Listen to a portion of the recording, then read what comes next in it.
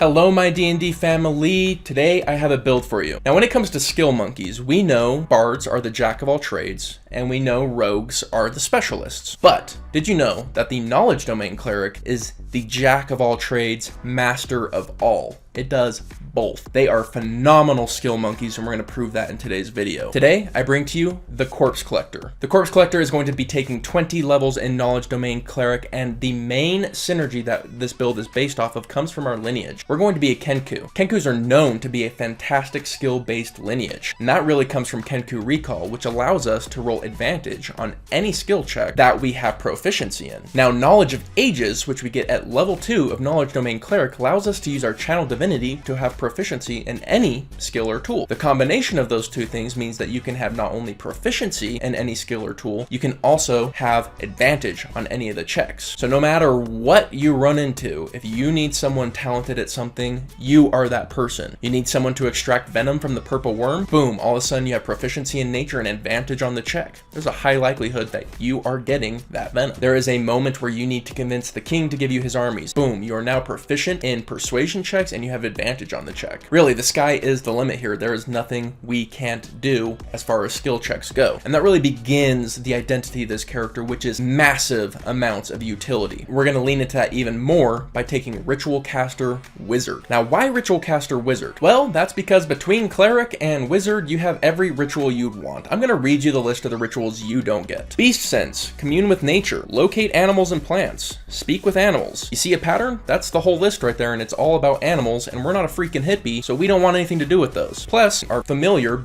does basically everything those rituals would do anyways. As for our first level spells I'm going to be taking Comprehend Languages, because we want to be able to understand the information we're gaining, as well as find familiar. But what's really cool is if you have a ritual that clerics can get, like Detect Magic, and wizards have the same thing, we can now take a day to know Detect Magic, then record it in our wizard book, so we can then drop the spell forevermore and use it as a wizard ritual. So that's really cool synergy there too. And also it gives us something to collect. We can go find the amazing rituals like Phantom Steed and Lehman's Tiny Hut that wizards give us, combine them with our incredible divination ones, augury, divination, so on. And that combination is going to give us an insane amount of utility on top of the fact that we're perfect in skills. I think you're going to be hard pressed to find a character who's more useful out of combat than this character. As for our stats, we far and away need wisdom as our max, then we're going to go into constitution as our secondary, and as for dexterity, we want at least 14 for medium armor, and I want to make sure to put a little bit into intelligence and a little bit into charisma just for role-playing purposes. Now I'm going to list off to you all of the proficiencies that we get from being a Knowledge Domain Cleric, a Cleric, our background, as well as being a Kenku. We are going to have expertise in Arcana and History. We're going to have our Insight, Persuasion, Stealth, Perception, Performance, and Deception skills. We're then going to get 3 languages that we want. I'd recommend really general ones. And then we're going to get 2 tools on top of that. I would choose the Forgery Kit and then these tools. As you can see, we are going to have a ton of proficiencies and even expertise before we even need to use our Channel Divinity. But the Channel Divinity will always be there in our back pocket for those situations that call on something else. Forgery Kit is particularly good with this build because Kenkus get advantage whenever they're duplicating something, whether it be a trinket or a piece of paper. So what we can do is actually be very roguelike. As for combat, you're probably going to be doing typical midline cleric things. All we're really getting for combat with this build that's outside of normal clerics is suggestion and confusion. Confusion's pretty awesome because clerics really don't come with mass control, so we do have a niche that other clerics do not. But overall, we're still going to be that midline support that you would expect from a cleric. I was really excited about the flavor that this character inspired in me, and I want to share it with you guys. So this character is a priest of a religion, and he's the perfect priest. He really represents the religion behind him. And that religion's philosophy is that humanity is like a tree, that there are branches. Some need to be clipped off and pruned for the health of the rest, and some need to be cultivated. Now, in that analogy, the branches represent knowledge. This sect believes that if good knowledge is cultivated and bad knowledge is removed, the tree of humanity will grow big and healthy. So that's their mission. They seek to spread good information, find good information,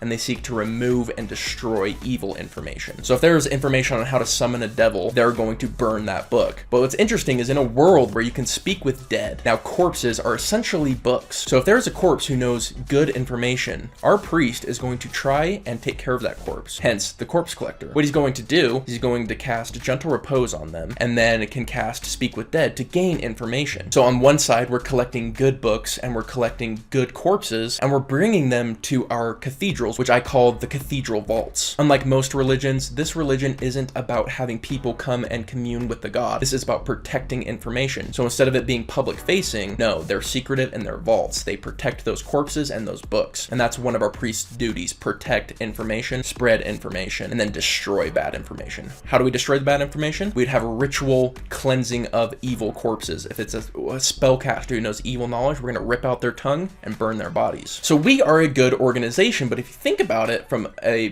peasant's point of view, we're burning corpses, ripping out their tongues, and we're also taking away other corpses. We're freaks. So this religion found that they're not well loved, even though their work is good. So they go into secrecy. So now we don't openly display that we are this organization. We do it in secret. And what I really like about this is, like, if this character went into a library and found an evil book, they would steal it and burn it. And if they found a good book, they might steal it, copy it, and then return it and bring that book to their library. So it gives a lot of like out of combat storytelling potential that we can do. We have this grand mission. And another idea I like behind this is, when this religion originally started, it wasn't a religion. It was just a group of people trying to cultivate good knowledge. And I like the idea that in these cathedral vaults, they started taking all this information and putting it into this magic crystal to store all the knowledge. So they're storing it in books, they're storing it in corpses, and then they're storing it in this magic crystal. And I like the idea that the density of this knowledge and magic mixed together created an entity. It actually created their god. And this god, it's simply known as the tutor, and he's just density of information magic. And what I like is, when we're channeling divinity to do the knowledge of ages, it's actually the tutor who's giving us that information. Because my character knows nothing about metalwork or how to smith a sword, but then all of a sudden he gets this information from the tutor, and like the Matrix, he just downloads it.